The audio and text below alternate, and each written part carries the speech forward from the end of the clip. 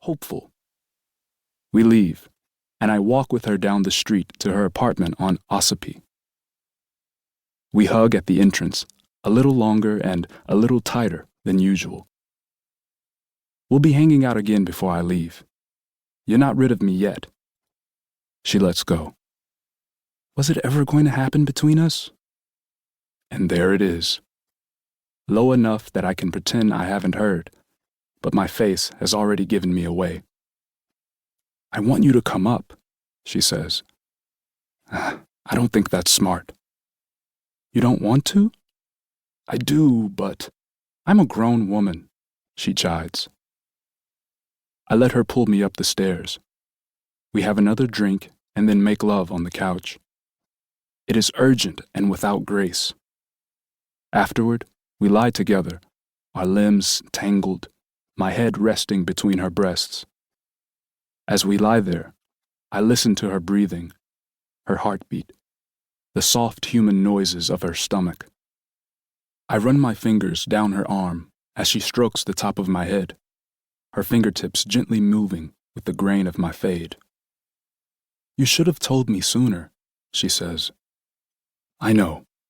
I'm sorry, I say. No, you're not. I don't try to defend myself. At some point, I fall asleep on top of her. When I wake up, I am still on the couch, my body stretched under a soft quilt.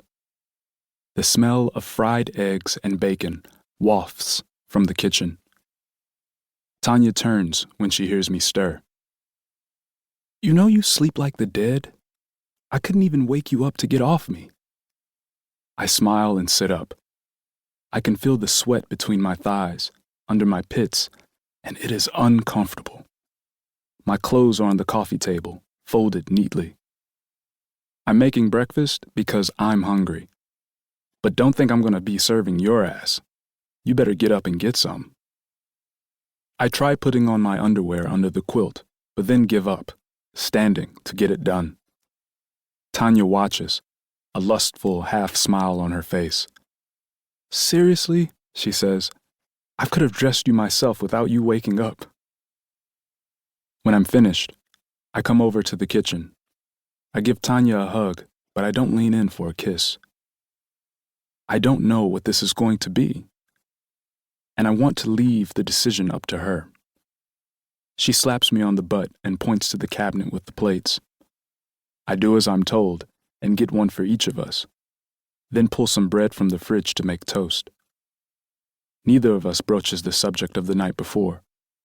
We eat quietly, and I leave. I wait a day before texting her, and she takes several hours before hitting me back. I think I need some time to get over whatever this is. Don't worry, we cool. Okay, I really did have a great time. She doesn't respond. A month later, when I'm getting on my plane, she sends me a goodbye text. Be safe, and let me know when you land.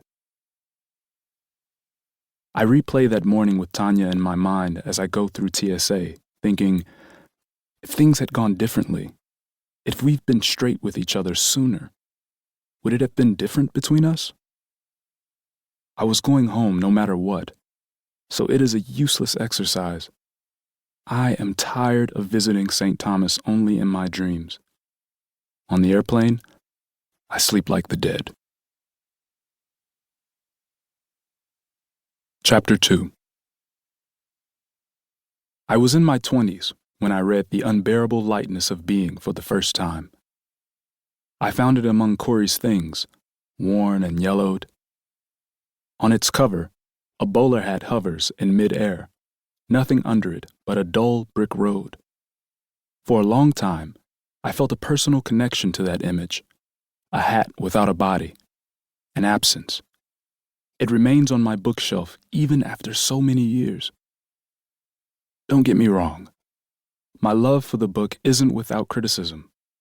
This statement in its opening chapter, for example. Putting it negatively, the myth of eternal return states that a life which disappears once and for all, which does not return, is like a shadow, without weight, dead in advance.